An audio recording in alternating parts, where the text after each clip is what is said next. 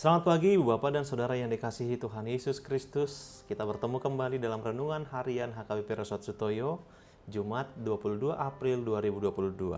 Saya percaya Tuhan memelihara kehidupan saudara, keluarga saudara, Tuhan melindungi, Tuhan menaungi dan memberkati kita semuanya. Sebelum mendengarkan firman Tuhan hari ini, marilah kita berdoa. Damai sejahtera Allah yang melampaui segala akal dan pikiran, itulah yang menyertai hati Bapak, Ibu, dan Saudara sekalian. Dalam Kristus Yesus, Tuhan kita. Amin. Firman Tuhan bagi kita hari ini diambil dari kitab 2 Tesalonika 2 ayat 16. Demikianlah sabda Allah.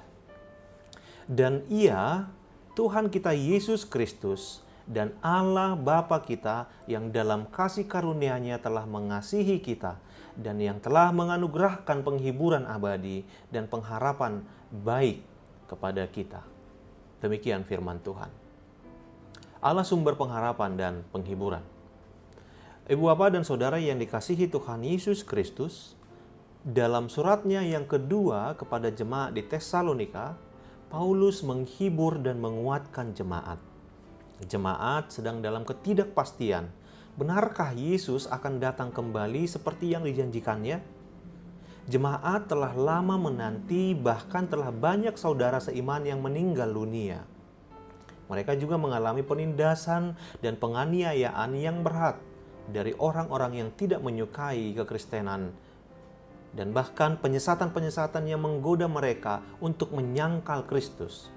Situasi jemaat saat itu adalah situasi yang sedang menguji iman. Paulus mengingatkan jemaat di Tesalonika, juga kita sekalian, bahwa orang-orang percaya adalah orang-orang yang dipilih Allah untuk diselamatkan. Karena itu, jemaat harus tetap kuat dalam pengharapan kepada Kristus, walaupun dalam menghadapi penganiayaan dan kenyataan hidup yang berat. Iman harus tetap bergantung pada Kristus sehingga tidak goyah dan terombang-ambing oleh situasi dunia. Saudara di dalam Kristus, dalam teks kita hari ini, ayat 16 dan 17 adalah satu kesatuan yang tidak dapat dipisahkan. Dari sana ada dua hal yang disampaikan Paulus. Yang pertama, Paulus mengajak jemaat untuk percaya bahwa Allah mengaruniakan penghiburan yang abadi, penghiburan yang tanpa batas, serta pengharapan yang baik. Baik di sini menunjuk pada indah, benar, dan ideal. Jadi, pengharapan yang baik di dalam Allah memampukan kita untuk tetap optimis, bersemangat, dan bersyukur menjalani hidup. Yang kedua, Paulus menyatakan bahwa Allah menguatkan hati kita dalam pekerjaan dan perkataan yang baik.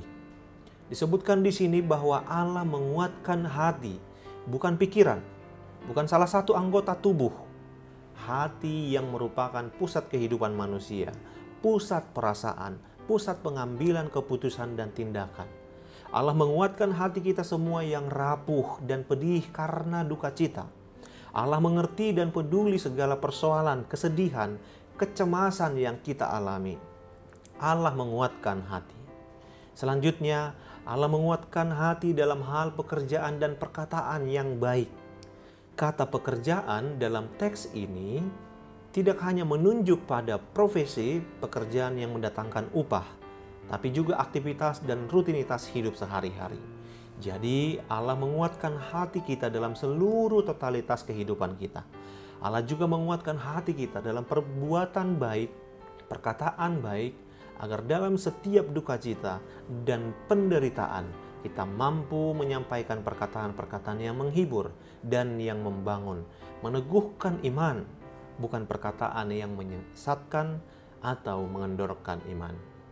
Saudara di dalam Kristus, maka hari ini melalui firman ini, Tuhan memanggil kita untuk tidak menyia-nyiakan hidup kita penuh dengan kekhawatiran, karena di dalam Allah ada pengharapan yang tanpa batas. Di dalam Allah ada kekuatan untuk melakukan pekerjaan, perkataan yang baik. Selamat berharap pada Tuhan. Amin. Marilah kita berdoa. Ya Tuhan Allah, kami mensyukuri atas limpahan kasih-Mu hari ini. kami beroleh kehidupan. Syukur untuk firman-Mu yang mengingatkan kami kembali bahwa Allah adalah sumber pengharapan dan penghiburan bagi kami. Amin. Selamat pagi dan selamat beraktivitas Bapak Ibu. Kiranya kita tetap dengan setia dan dengan taat melakukan protokol kesehatan. Tuhan Yesus memberkati.